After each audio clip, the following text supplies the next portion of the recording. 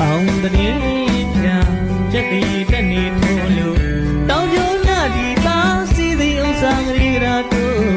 ယေဒနာရွှေမိုးတွေမိုးရွာယေဒနာရွှေမိုးတွေမိုးရွာ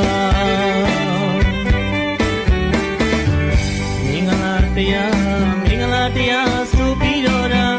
မင်္ဂလာရှိတဲ့နေရာမင်္ဂလာများဆက်ရောက်လို့လားမင်္ဂလာခါကြပြီးပြည့်ရဲ့မင်္ဂလာတည်းရေးသွင်းလို့ကြည်များ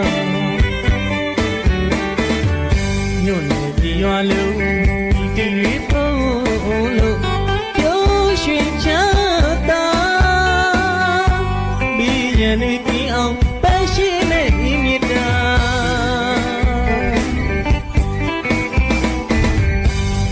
စိတ်နှပြမှာ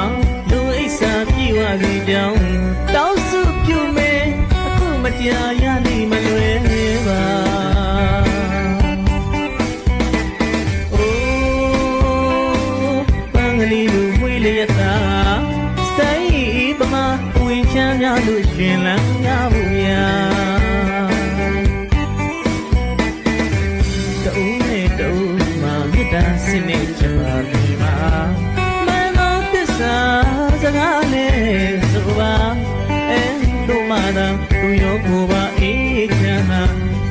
ရလိမ့်ခုမတရားအပြာပြာကောင်းတဲ့ကောင်းရင်